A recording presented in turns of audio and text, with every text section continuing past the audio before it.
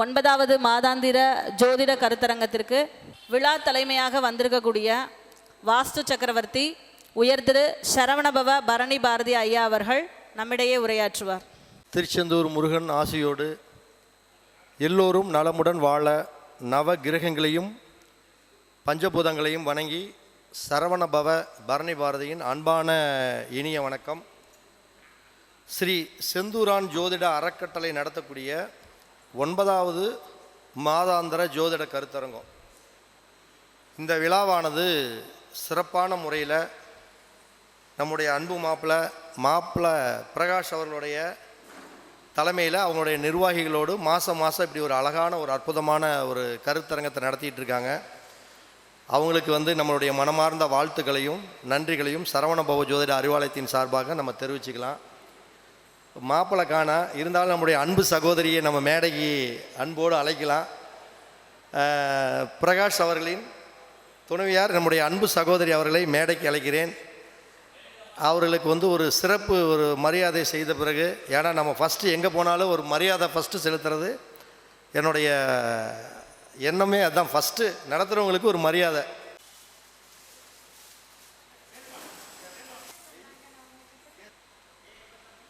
இப்போ நம்ம இன்றைக்கி பேசக்கூடிய ஒரு தலைப்பு அப்படின்னா உண்மையாலுமே ஒரு அழகான ஒரு அற்புதமான ஒரு நல்ல தலைப்பு.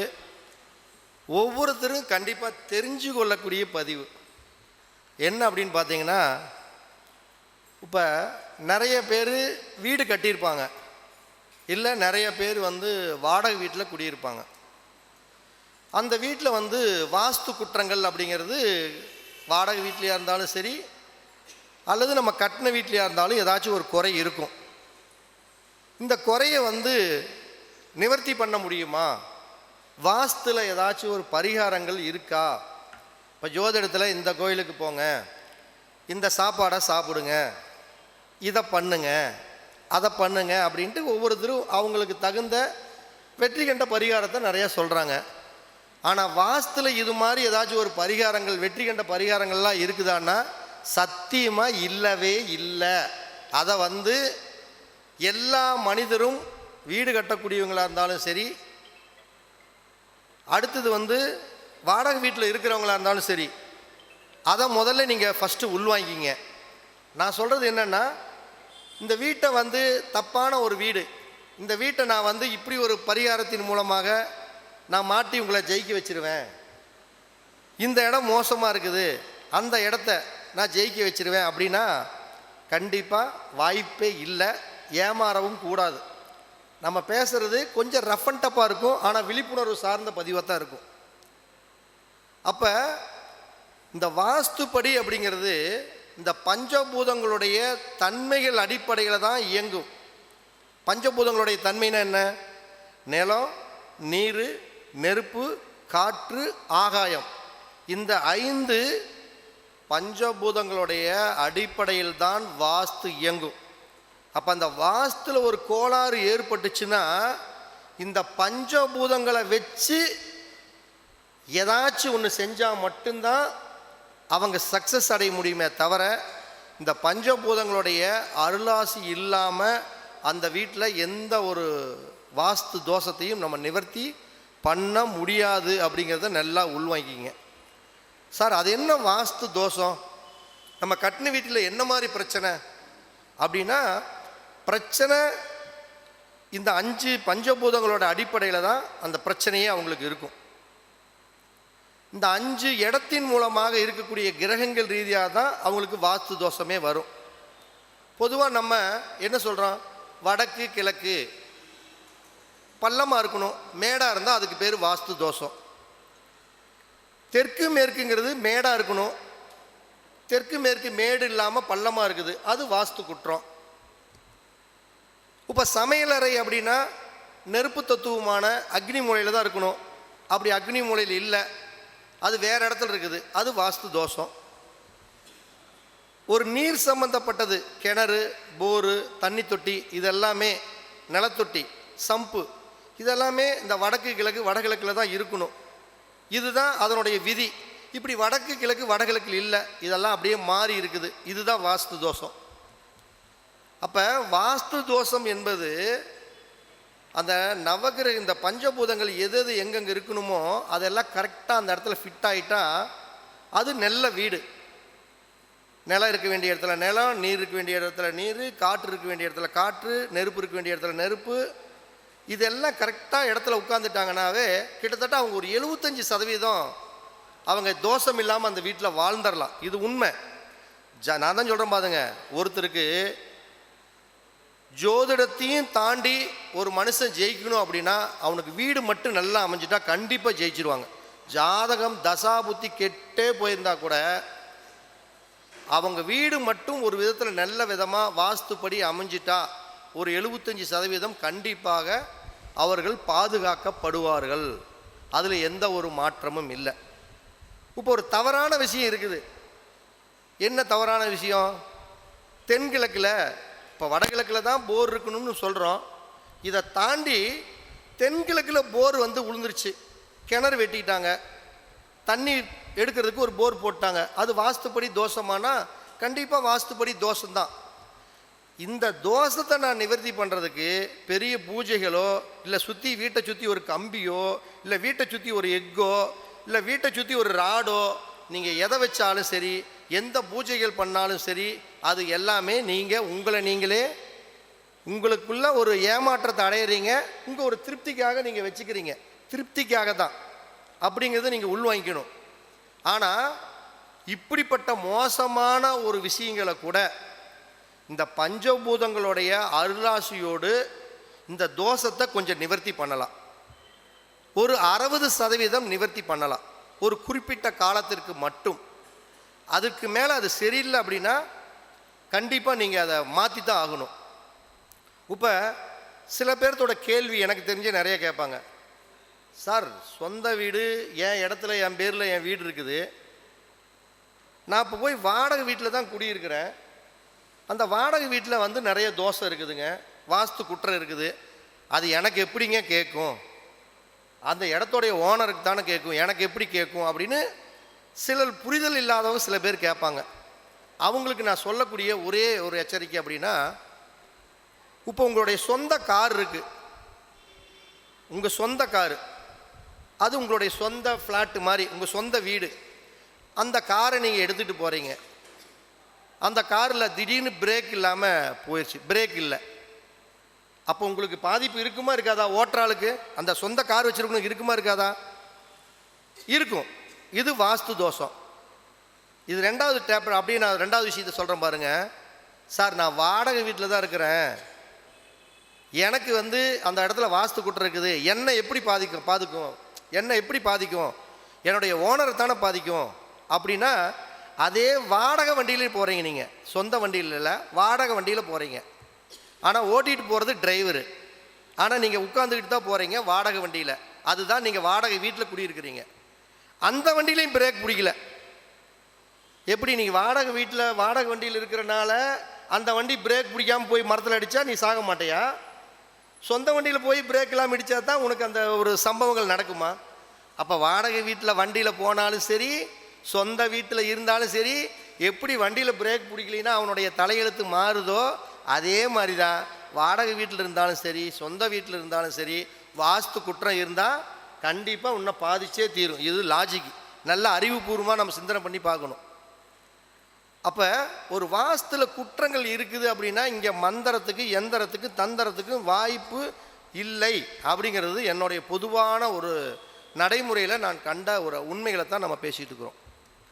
அப்போ இதுக்கு என்ன பண்ணலாம்? இப்போ தற்சமயம் என்னால் மாற்ற முடியல சார், வீட்டை என்னால் இடித்து கட்ட முடியல சார், எனக்கு கொஞ்சம் காலதாமதம் வேணும், எனக்கு பணம் வர்றதுக்கு இன்னும் 1 வருஷம் ஆகும், இல்லை இந்த வீடு காலி பண்ணுறதுக்கு நான் டக்குன்னு வீடு என்னால் பிடிக்க முடியல, இன்னும் ஒரு 6 மாதம் ஆகும், 1 வருஷம் ஆகும் அப்படின்னா, அதுக்கு ஏதாச்சும் உங்களுடைய வாழ்க்கையை பலப்படுத்துவதற்கு உண்டான வாஸ்துல வெற்றிகளில் கூடிய ஏதாவது பரிகாரங்கள் ரீதியான இருக்கா அப்படின்னா இருக்கு.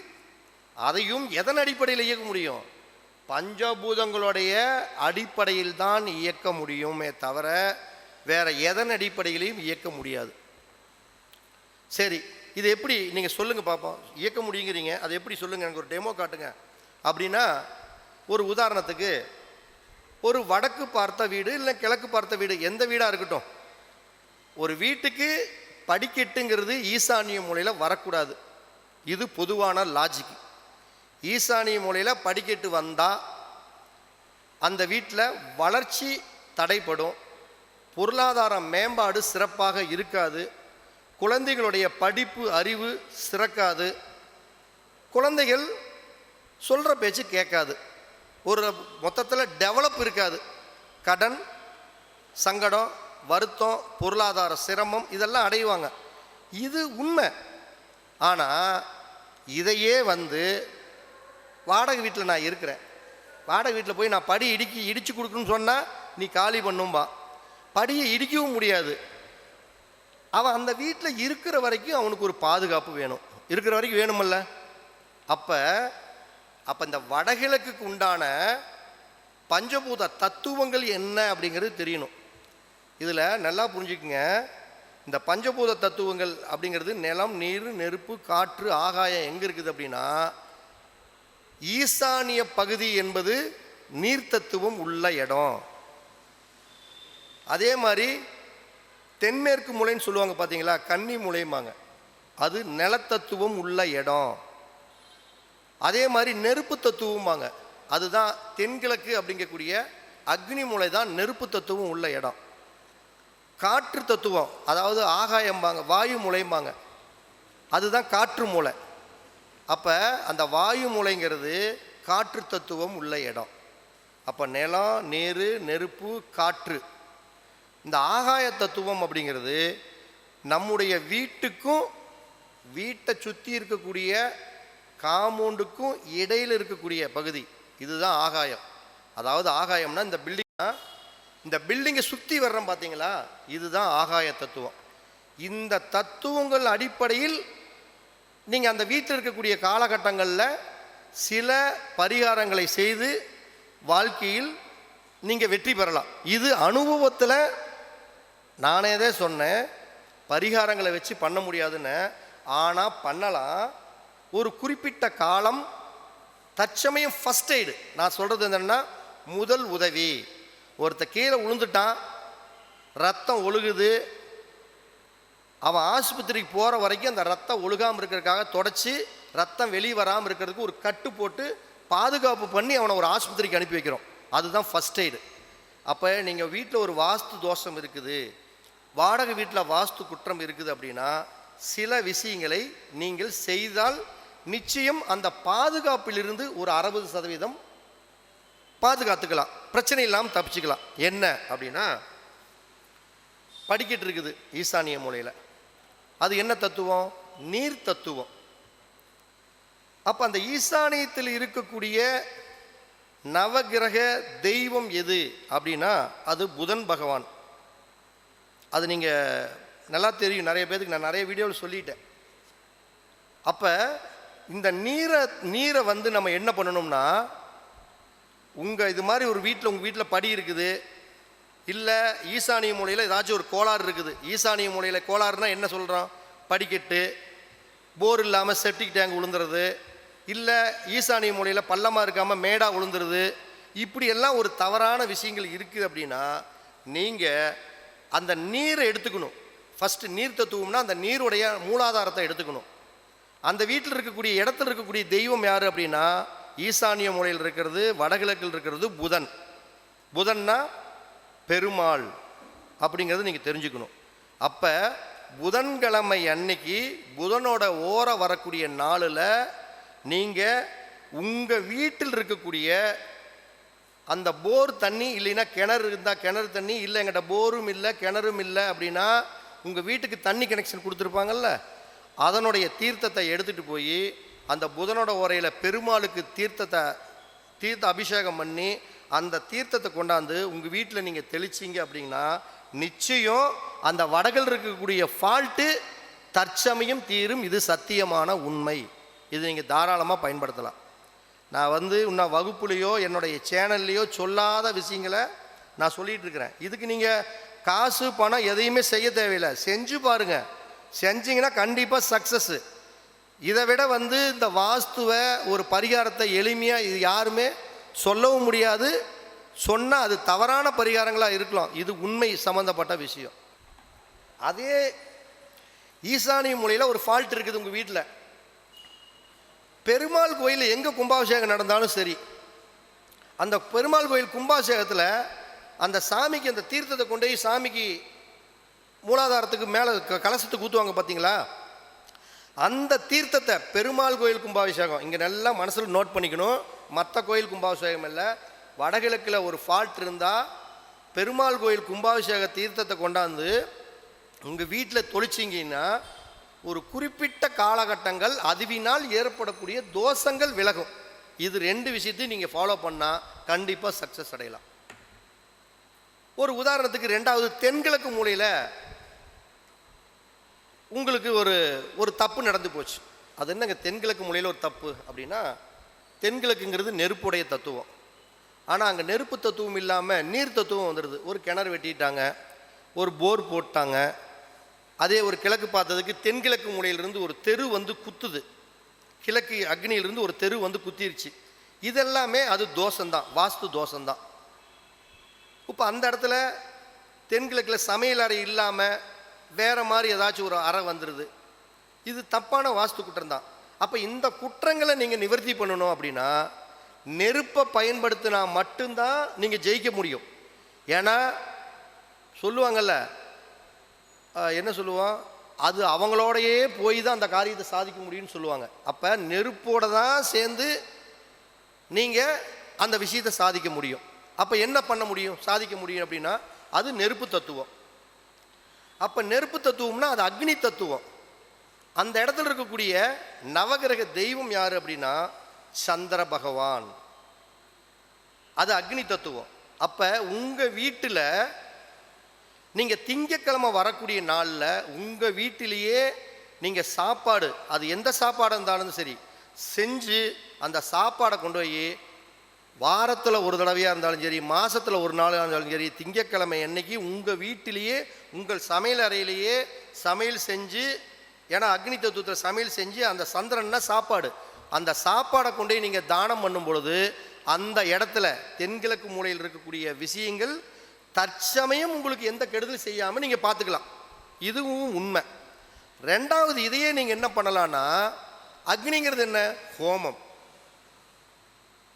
அப்போ எந்த கோயில் கும்பாபிஷேகமாக இருந்தாலும் சரி, நல்லா புரிஞ்சுக்கங்க, எந்த கோயில் கும்பாபிஷேகமாக இருந்தாலும் சரி, அந்த கோயில் அக்னி மூலம் ஒருத்தருக்கு ஃபால்ட்டு, தவறான ஒரு பிரச்சனை இருக்குது அப்படின்னா, நீங்கள் எந்த கோயில் கும்பாபிஷேகமாக இருந்தாலும் சரி, அந்த கோயில் கும்பாதத்துக்கு யாகம் வளர்த்துறோம் பார்த்தீங்களா, யாகம் வளர்த்துறதுக்கு அந்த ஹோம ஜாமான்கள் இருக்கும். அந்த ஹோம ஜாமான்களை அக்னியில் போடுவாங்க. அப்போ நீங்கள் தென்கிழக்கில் ஃபால்ட் இருக்கிறவங்க ஹோம ஜாமான்கள் வாங்கி நீங்கள், அதுவும் ஆண் தெய்வம் கோயில் கும்பாபிஷேகத்தோட பெண் தெய்வங்களுடைய கோயில் கும்பாபிஷேகத்திற்கு, ஏன்னா அக்னி அப்படிங்கிறது முழுக்க முழுக்க அந்த டிபார்ட்மெண்ட்டு பெண்கள் சம்மந்தப்பட்ட டிபார்ட்மெண்ட்டு. அப்போ பெண் தெய்வங்கள் எந்த தெய்வங்களாக இருந்தாலும் சரி, அந்த தெய்வங்களுடைய கோயில் கும்பாபிஷேகத்துக்கு அக்னியில் போடக்கூடிய அந்த ஹோம ஜாமான்கள் அல்லது விறகு இல்லைன்னா அதுக்குண்டான பொருள்களை நீங்கள் வாங்கி கொடுத்தீங்கன்னாவே உங்களுக்கு தற்சமயம் அக்னி மூலையில் இருக்கக்கூடிய தோஷங்கள் விலகும். இது 2வது பாயிண்ட், நீங்கள் நல்லா புரிஞ்சுக்கலாம். இப்போ அடுத்தது, தென்மேற்கு மூலையில் ஒருத்தருக்கு ஃபால்ட் ஆகி போச்சு. தென்மேற்கு மூலைங்கிறது அது சவுத் வெஸ்ட்டு அப்படிங்கிறது. அப்போ அங்கே என்ன ஃபால்ட்டு அப்படின்னா, அங்கேயும் அதே மாதிரி தான். பொதுவாக அந்த இடத்துல அந்த மூலையில் 2 மூலையிலுமே தெரு குத்தக்கூடாது. குத்துனா அது வாஸ்து தோஷம். தென்மேற்கு மூலை டவுன் ஆயிடுச்சு, அது வாஸ்து தோஷம். டவுன்னா என்ன, பள்ளமாக போச்சு, அது வாஸ்து தோஷம். அதே மாதிரி தென்மேற்கு மூலையில் அதிக காலி இடமாக விழுந்துருச்சு, அது வாஸ்து தோஷம். தென்மேற்கு மூலையில் ஒரு கிணறு வெட்டிட்டாங்க, ஒரு போர் போட்டாங்க, இப்படி இயற்கையாக அமைஞ்சிருச்சு. அந்த வீட்டில் கொஞ்ச நாளைக்கு நம்ம வாடகை வீட்டில் இருந்தே ஆகணும், வீடு மாற்ற முடியாது. அது வரைக்கும் உங்களை சிரமம் இல்லாமல் நீங்கள் பாதுகாத்துறதுனா தென்மேற்கு மூலைங்கிறது அது நிலத்தத்துவம் உள்ள மூலை. நிலம்னு என்ன, மண்ணு தான் நிலம். அப்போ அந்த இடத்துல இருக்கக்கூடிய நவகிரகங்களுடைய தெய்வம் யாருன்னா ராகு பகவான். ராகுன்னு என்ன, பாம்பு. அந்த இடத்துல என்ன, அது என்ன தத்துவம், மண்ணு தத்துவம். பாம்பு மண்ணு. பாம்பு மண்ணுன்னா அது என்ன சொல்லலாம், புத்து மண்ணுன்னு சொல்லலாம். அப்போ நீங்கள் என்ன பண்ணலாம் அப்படின்னா, ராகு காலம் வரக்கூடிய நேரத்தில் உங்கள் ஊரில் இருக்கக்கூடிய பாம்பு புத்து மண் இருக்குது பார்த்தீங்களா, அந்த இடத்துல உங்களுடைய மண், உங்கள் இடத்துடைய மண்ணை எடுத்துக்கொண்டு போய் பாம்பு புத்துக்கு அந்த இருக்கிற இடத்துல போட்டுட்டு அதுக்கு ஒரு சூடம் பற்றி இதெல்லாம் வச்சு ஒரு சாமி கும்பிட்டு வந்தீங்க அப்படின்னீங்கன்னா, அந்த தென்மேற்கு மூலையில் இருக்கக்கூடிய அந்த பாதிப்புகள், டவுனாக இருக்கிறது, தெரு வந்து குத்துறது, ஏதாச்சும் வந்து ரோடு குத்தல், இந்த மாதிரி தென்மேற்கு சார்ந்த பிரச்சனைகள் இருந்ததுன்னா உங்கள் ஊரில் இருக்கக்கூடிய பாம்பு புத்தை வச்சு தான் சரி பண்ண முடியும். ஏன்னா இது கிரகங்களையும் அந்த பஞ்சபூதத்தில் நிலம், மண், அங்கே இருக்கக்கூடிய தெய்வம் ராகு, ராகுனா பாம்பு, பாம்பு மண். அப்போ பாம்பு புற்றுக்கு உங்களுடைய இடத்துல இருக்கக்கூடிய மண்ணை கொண்டு போய் நீங்கள் அந்த இடத்துல போட்டு வழிபாடு பண்ணிட்டு வரும் பொழுது உங்களுக்கு அந்த இடத்தில் இருக்கக்கூடிய தோஷங்கள் விலகும். அது இதெல்லாமே பர்மனெண்ட்டான பரிகாரமெல்லாம் கிடையவே கிடையாது. நீங்கள் தப்பிச்சுக்கிறதுக்கு கொஞ்ச நாளைக்கு உண்டான வழி. நம்மளை பொறுத்தளவுக்கு ஒரு ஃபால்ட்டு நடந்து போச்சு, வீட்டில் குற்றம் குறையினா இடிக்கணும்னா இடிச்சு தான் ஆகணும், பிக்கணும்னா பிச்சு தான் ஆகணும். இங்கெல்லாம் இதில் இங்கே எதுக்குமே வேலை இல்லை. தப்புனா தப்பு தான், அதுக்கெல்லாம் சரி பண்ணுறதுக்கு வாய்ப்பே இல்லை. ஆனால் தற்சமயம் கொஞ்ச நாள் பிரச்சனை இல்லாமல் தப்பிச்சுக்கலாம். இப்போ வாயு மூலை இருக்குது, வாயு மூலையில் ஒரு ஃபால்ட் ஆகிப்போச்சு. வாயு மூலையில் ஃபால்ட்டுன்னு என்ன, ஒரு கிணறு வந்துருச்சு, வாயு மூலையில் மேற்கு வாயுலேருந்து கிழக்கு, அதாவது வடக்கு வாயுலேருந்து ஒரு தெரு வந்து குத்திருச்சு, இல்லை அந்த இடம் பள்ளமாக போயிடுச்சு, இல்லை உயரமான மரங்கள் வளர்ந்துருச்சு. இது மாதிரி வாயு மூலையில் போர் போட்டாங்க, கிணறு வெட்டிட்டாங்க. இது எப்படியோ ஒன்று தவறான ஒரு இருக்குது. இது வாஸ்து குற்றமானா கண்டிப்பாக வாஸ்து குற்றம்தான். அப்போ இந்த மாதிரி வாயு மூலையில் ஒரு ஃபால்ட் ஆனால் என்ன அவங்களுக்கு பண்ணும்? முதல்ல கணவன் மனைவி 2 பேர்த்துக்கு இருக்கக்கூடிய அந்யோன்யம் இருக்காது. ஃபஸ்ட்டு வீட்டில் இருக்கக்கூடிய பருவ வயது பெண்களுக்கு திருமண தடையை கொடுக்கும். 2வது கண்டிப்பாக அந்த மூலையில் ஒரு ஃபால்ட் இருக்குது அப்படின்னா நீங்கள் கோர்ட்டு கேஸு வம்பு வழக்கு என்னைக்காச்சும் ஒரு நாளைக்குனாச்சும் போய் ஸ்டேஷனில் போய் நின்றுட்டு வருவீங்க. இது உண்மை, அதில் எந்த மாற்றம் இல்லை. வாயு மூலையில் ஒரு பிரச்சனை, கூட்டாளி கண்டிப்பாக உன்னை ஏமாற்றிடுவான், கூட்டு சேர்ந்து செய்ய தொழிலில் எச்சரிக்கை தேவை. இதெல்லாமே நடக்கும். இந்த மூளை ஃபால்ட்டாக இருந்தால் இது நடக்கும். அப்போ இதிலிருந்து நீங்கள் கொஞ்சம் தப்பிச்சுக்கணும் கொஞ்சம் காலகட்டத்துக்கு. அப்படின்னா வாயுங்கிறது என்ன? காற்று. வாயு மூலைனா காற்று. அங்கே இருக்கக்கூடிய நவகிரக தெய்வம் யாருன்னா அது கேது பகவான். வாயு மூலைக்கு உண்டான அதிபதி கேது. அப்போ நீங்கள் எந்த அளவுக்கு நல்லா புரிஞ்சுக்கங்க, 2 விஷயத்தை நீங்கள் ஃபாலோ பண்ணணும். என்ன ஃபாலோ பண்ணணும் அப்படின்னா, அதாவது விடிய சூரியன் உதயமாகிறதுக்கு முன்னாடியே ஒரு நேரத்தை நீங்கள் சூரிய உதயமாகிறதுக்கு முன்னாடியே விநாயகர் கோயிலுக்கு போய் தீர்த்தத்தை ஒரு குடம் தண்ணி கொண்டு போய் நல்லா ஊற்றி சாமி கும்பிட்டு, நல்ல வாசனை இருக்கக்கூடிய, அது வந்து ஒரு பத்தியாக இருக்கலாம் அல்லது வந்து சாம்பிராணியாக இருக்கலாம், அது எந்த விதத்தில் புகை வரணும். அந்த விநாயகருக்கு நல்ல புகை வர்ற மாதிரி வச்சு நீங்கள் வேண்டி அந்த சாமி நல்லா தரிசனம் பண்ணிட்டு வந்தீங்கன்னாவே அது உங்களுக்கு மிகப்பெரிய வளர்ச்சி கொடுக்கும். அந்த சாமி கும்பிட்டு வந்த உடனே 4 பத்தி அதே மாதிரி சாம்பிராணி, எந்நேரம் உங்கள் வீடு மட்டும் வாயு மூலையில் ஒரு ஃபால்ட் இருக்குதுன்னா உங்கள் வீட்டில் எந்நேரம் நறுமணம் மணந்துக்கிட்டே இருக்கணும்.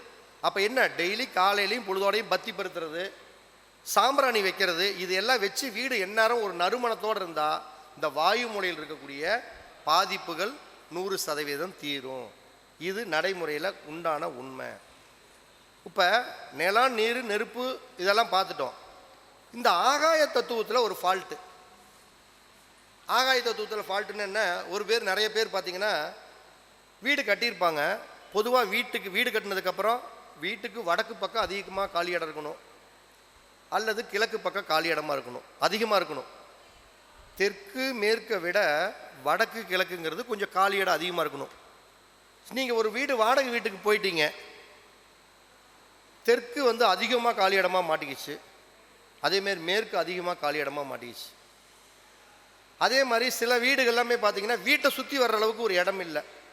வீட்டை அப்படியே எப்பயுமே ஒரு வீடு ஆகாய தத்துவம் வேலை செய்யணும்னா உங்கள் வீட்டை சுற்றி வரணும். முன்னையெல்லாம் பார்த்துருந்தீங்கன்னா ஒருத்தர் வீடு கட்டினாங்கன்னா கிரகப்பிரவேசத்து அன்னைக்கு 8 திக்குக்கும் நீர் பூசணிக்காயை வெட்டி 8 மூலையிலையும் வச்சு ஒரு கம்பந்தட்டு, சோளத்தட்டு, இந்த மாதிரி தட்டை வந்து பருத்தி அந்த 8 திக்குகளையும் கொண்டு அடிச்சுட்டு 8 திக்குக்கு உண்டான இடத்துலையும் அந்த நீர் பூசணிக்காயை வச்சு உடைச்சி அந்த இடத்துக்கு உண்டான நவகிரக தெய்வத்துக்கு அதுக்குண்டான சாப்பாடு, உப்பு இல்லாத சாப்பாடுகளை வச்சு அதுக்கு முறையாக சாந்தப்படுத்துவாங்க. இப்போ இன்றைக்கி 8 திசைக்கு சுற்றி வர்ற அளவுக்கு யாரும் அப்படி கட்டுறதில்லை. என்ன காம்பவுண்டு போட்டு சில பேர் கட்டுறதே இல்லை, அப்படியே பிடிச்சி அதுலேயே கட்டிக்குவாங்க. இது மாதிரியெல்லாம் ஒரு ஃபால்ட்டு, இப்படியெல்லாம் நீங்கள் உங்கள் இடத்துல ஒரு பிரச்சனை இருக்குது அப்படின்னா நீங்கள் அந்த ஆகாய தத்துவத்தை நீங்கள் சரி பண்ணணும். இப்போ ஆகாய தத்துவம் அப்படின்னா இதை சரி பண்ணுறது நம்ம எப்படி சரி பண்ண முடியும் அப்படின்னம்னா, இயற்கையாகவே மழைநீரை நீங்கள் சேர்த்தி வச்சுக்கணும். ஃபஸ்ட்டு மழை பெய்கிற அன்னைக்கு மழைநீரை நீங்கள் சேர்த்தி வச்சு இந்த ஆகாய தத்துவம் அப்படிங்கக்கூடிய இந்த தத்துவத்தை, வீடு கட்டக்கூடிய கிரகம் அப்படிங்கிறது சுக்கிரன், நிலத்துக்குண்டான கிரகம் அப்படிங்கிறது செவ்வாய். அப்போ மழைநீரை நீங்கள் சேகரித்து வச்சு உங்கள் வீட்டில் கீழே நீங்கள் சுத்த முடியாது, ஏன்னா நீங்கள் தான் காம்பவுண்ட் இல்லாமல் கட்டியிருப்பீங்க. அப்போ இந்த ஆகாய தத்துவத்தை ஆக்டிவேஷன் பண்ணணும் அப்படின்னா நீங்கள் வீட்டுடைய மேல் மொட்டை மாடிக்கு இந்த மழைநீரை சேகரித்து எல்லா மூலையிலையுமே, அதாவது அப்படியே ஒரு இந்த டேபிள் இருக்குன்னா அந்த டேபிளை சுற்றி வரக்கூடிய இந்த இடத்துல பூரா அந்த மழைநீரை வாரம் அந்த வெள்ளிக்கிழமை அன்னைக்கு முடிஞ்சால் வெள்ளிக்கிழமை சுக்கிரனோட ஓரையில் இப்படியெல்லாம் ஒரு தீர்த்தத்தை தெளிச்சிங்க அப்படின்னீங்கன்னா கண்டிப்பாக அந்த ஆகாய தத்துவம் உள்ள தோஷங்கள் விலகும். அப்போ நீங்கள் நல்லா புரிஞ்சுக்கிங்க, உங்கள் வீட்டில் ஒரு வடகிழக்கில் ஒரு தோஷம் இருந்தால் கண்டிப்பாக குழந்தைகளுடைய படிப்பு, அடுத்தது ஒரு ஆணுடைய மகனுடைய வெற்றி, குடும்பத்தில் வளர்ச்சி பாதிக்கவும். அதே மாதிரி தென்கிழக்கு மூலை ஒரு இடத்துல ஃபால்ட் ஆச்சுன்னா கண்டிப்பாக கடன் ரீதியான பாதிப்புகள், குடும்பத்தில் குடும்பத் தலைவி யாரோ அவங்களுக்கு உடல் சார்ந்த, அதுலேயும் பர்டிகுலராக வயிறு சார்ந்த பிரச்சனைகளை அவர்கள் கண்டிப்பாக சந்திச்சே தீருவாங்க. அதே மாதிரி தென்மேற்கு மூலை அப்படிங்கக்கூடிய சவுத் வெஸ்ட்டு அப்படிங்கக்கூடிய இடம் ஏதாச்சும் ஒரு பாதிப்பு அடைஞ்சால் கண்டிப்பாக ஆணாக இருக்கட்டும் பெண்ணாக இருக்கட்டும் தவறான வழிப்போக்குகளுக்கு அமையக்கூடிய அமைப்பு. அதே மாதிரி உடல் ரீதியாக லென்ஸ் கட்டி இந்த மாதிரி பாதிப்புகளை கண்டிப்பாக வரும். வாயு மூலையில் ஒரு ஃபால்ட் ஆகி போச்சு அப்படின்னா கோர்ட்டு கேஸு வம்பு வழக்கு இந்த மாதிரி பாதிப்புகளை அவர்கள் அடைந்தே தீர்வார்கள். அப்போ உங்கள் இடத்துல எந்த திசையில் நீங்கள் ஒரு வீடு வாடகைக்கு இருக்கிறீங்க, அந்த வாடகை வீட்டில் தற்சமயம் நீங்கள் வீடு மாற்ற முடியல, இப்படியெல்லாம் ஒரு தோஷம் இருக்குது, அந்த தோஷத்தை நீங்கள் நிவர்த்தி பண்ணணும் அப்படின்னா நான் சொல்லக்கூடிய இந்த எளிய பரிகாரங்கள் அப்படிங்கிறது நிதர்சனமான உண்மையான பரிகாரம். இதுக்கெல்லாம் நீங்கள் எனக்கு 5000 கொடுக்க தேவையில்லை, 10,000 கொடுக்க தேவையில்லை, நீங்கள் அதை கரெக்டாக செய்யணும்.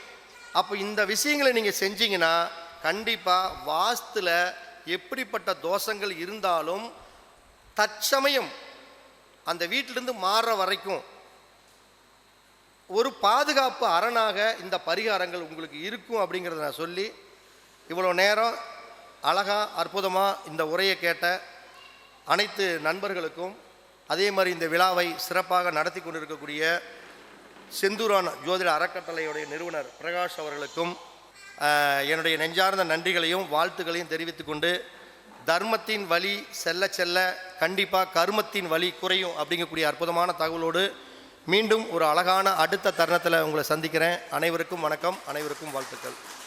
வாஸ்து சக்கரவர்த்தி இந்த விழாவினுடைய தலைமை நாயகன் திரு சரவணபவ பரணி பாரதி ஐயா அவர்களுக்கு மாலை அணிவித்து மரியாதை செய்விக்கப்படுகிறது. திரு ராஜசங்கர் ரத்னகுமார் அவர்கள் மரியாதை செய்விப்பார்கள்.